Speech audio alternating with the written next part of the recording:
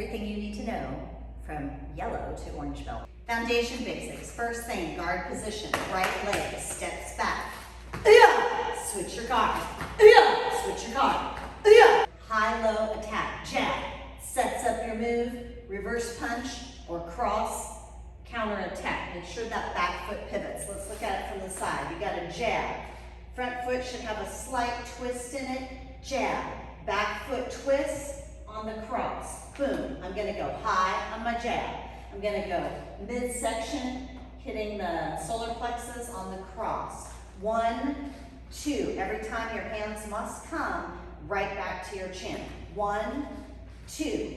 Now let's look at the counter you should know for that. So we're blocking that jab. High block. Don't leave yourself open. Put your guard right here. Bring it back. Ready? High block, back to guard. High block, back to guard. Counter punch. High block, guard, counter punch. High block, guard, counter punch. Now your combo. You're going to do high block, low block, hand up, counter punch. High block, low block, hand up, counter punch. Perfect. Make sure you practice these with a partner. Here's your high-low hand and foot attack that you need to perform with a partner. Super simple. You're going to go high punch, low front kick, jab, front kick. Front kick should be just above the belt. Here's my jab, jab, front kick. What do you have to do? Shift your weight to the back, boom, to kick out. Make sure your knee is pointed straight. If your knee's pointed sideways, that front kick will come out weird. The next thing is your punching combo. You learned at white belt, but now we're going to expect you to perform it with more speed and on both sides of your body. So here's your punch combo. You're going to do jab, jab, jab, jab, cross, duck, cross with the target. Switch sides. Jab, jab, cross, duck, cross. Make sure you keep your eyes up. A lot of students, I see them duck, and they put their head down like this, and when you come back up, you're blind. Use your knees down and up. Stances. First one, back stance to forward stance. Let's look at our back stance. Bend your knees, point your toe together. Point your toe together. If my heels are on a line, when I bend my knees and point my toe, my heels should come to that same line. That's your back stance. Back stance together.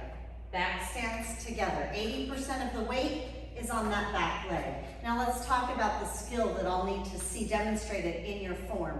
You need to know how to properly go from a back stance to a forward stance. I'm going to back up to this red and gray line so it's easy to see the contrast. I'm going to do a back stance. Notice I'm on the red and gray line. Then when I step to a forward stance, I'm going to step forward to the next line in front of me. Now my feet are about shoulder width, hips straight, shoulders straight.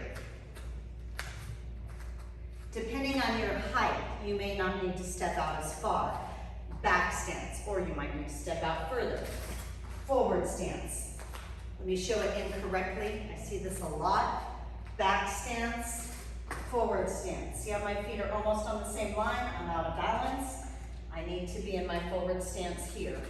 Weight shift from the back leg, 80% of my weight, to the front leg, 80% of my weight. Sideways, bending my knees, stepping out. I'm sideways, small target, big target, power and energy and force traveling in one direction. Stances that we should see in your form. Cross-stepping from a back stance to a forward stance. So let's say you're in this back stance and you come to the forward stance. I need to see that you know to go from this line back to the same line, bend your knees, and pivot to land that proper back stance, and then step forward. The next pivot that you need to know is going from a forward stance to a back stance in a cross-step turn. So forward stance here. I'm going to take the back leg this time instead of the front leg. In fact, let me come to a line. I'm going to take the back leg and I'm going to step up to the same line my front foot is on. That'll get me right to the back stance. Bending my knees through the center, nice and balanced, and then shift toe. Back stance. Let's look at that one more time. We're in a forward stance. Take the back leg, step up to the same line as the front leg, go through the middle and shift. Now you won't perform it that slow. It should look nice and smooth.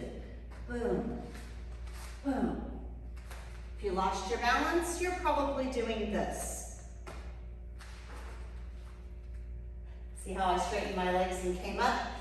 That is the air that we're trying to avoid at the low level, which is why we make it a standard going from yellow to orange belt. This promotion, we should see more power in your forward stances. So instead of seeing this, we want to see this. So wherever you were bent as a white belt, we're looking for that to increase as a yellow belt. That's going to be different for everybody. Also, we want to see that back heel down into the ground. For some people, this is a big challenge to get that back heel down. So we want to see improvement in that. By orange belt, it's got to be all the way flat if that's a challenge for you. If it's not a challenge for you, just get it done now. Easier.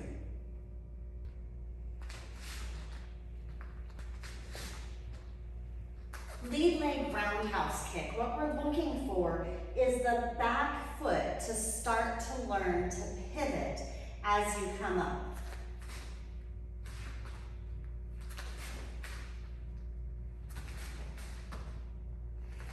Your hands on your roundhouse kick, you're going to start learning a little bit of how to work your hands. Take the front hand, bring it across your heart, and drop the back hand down.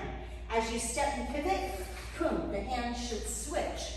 So when you perform your back leg roundhouse kick, we want to not only see your pivot on the standing leg, your correct foot position, but also the hands. And up. Hands and up.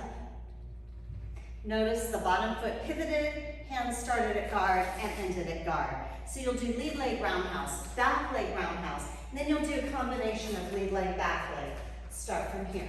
Lead leg, back leg, drop it. Lead leg, back leg, drop it. The next kick that you'll perform is back leg roundhouses. You'll do 4 of them.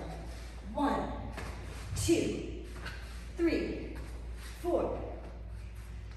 What we're looking for is the ability to pivot on every kick, nice, smooth, and hitting the targets on every kick. Exercises. Jumping jacks should come with ease. No more mixed up hands and feet. Knees should be above your waist and going faster. Inside chicken wings should not be low like this. They should be up at least at your belt level. You should have increased your height on those. Outside chicken wings, which prepare you for all of your kicks, need to be knee above the foot. Knee above the foot, holding your balance on your standing leg more. So where white belts are coming down because they don't have strength, yellow going to orange, you're building a little bit of strength. You're going to get at least 5 of those, and then maybe you'll have to reset before you get all 10 in your warm-up. L stretches. Beginners may have their foot turned out on their L stretch. At yellow going to orange, we're starting to work on getting those toes to the ceiling. Getting your L pulled out a little bit further. So if you started here, next belt you should be here. Next belt you should be here. That is your progression. Reaching down towards your leg without letting this foot flop out will keep the stretch in your hamstring. So as a yellow going to orange, we're looking for improvement and progression in that stretch. One of the things we look at before we recommend you for going to your orange belt is those toes turning towards the wall when we're doing our wall kicking into the warm-ups. You can still use the wall, but you should be able to let go in some of your roundhouse kicks and start finding your balance. Also, when you are doing your roundhouse kicks on the wall, your knee should be above your foot and your ankle position should be correct. So if your ankle position is here, we won't be able to let you go to your orange belt. It has to be out and extended. On your diamond push-ups, we are looking for you to be able to go down to the ground without dropping your elbows, leaving those elbows up and push up, down and up, down and up.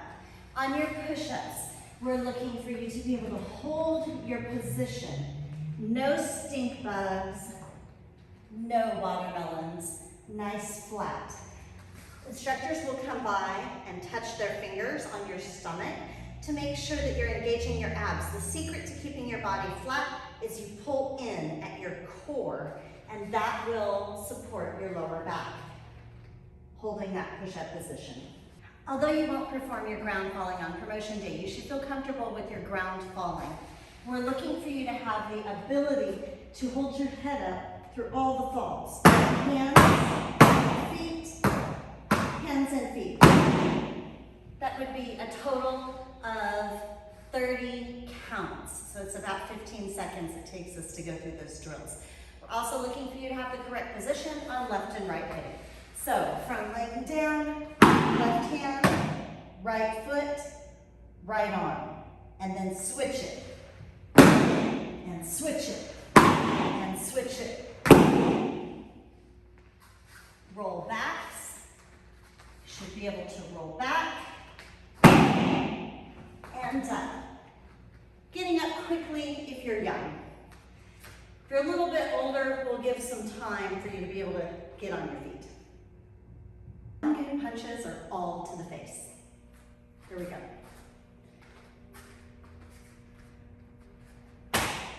Chare. Junbi jase. Double knife hand block.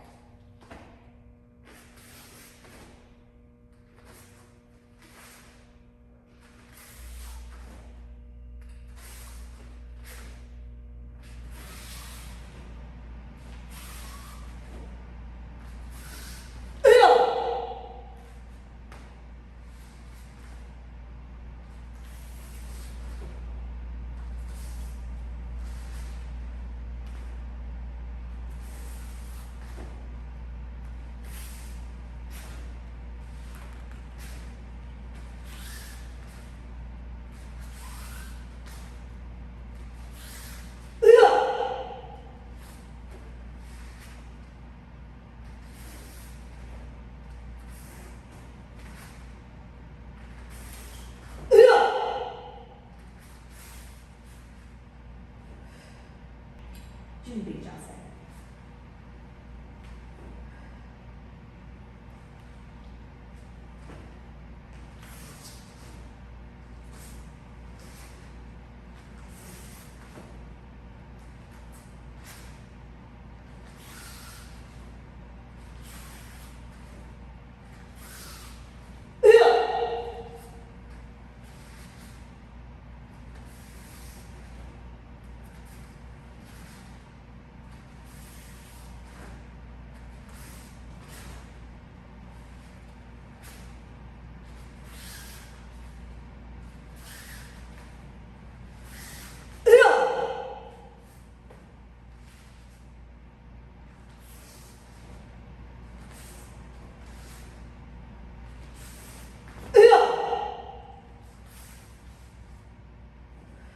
From yellow to orange belt, we're still in the confidence building stage.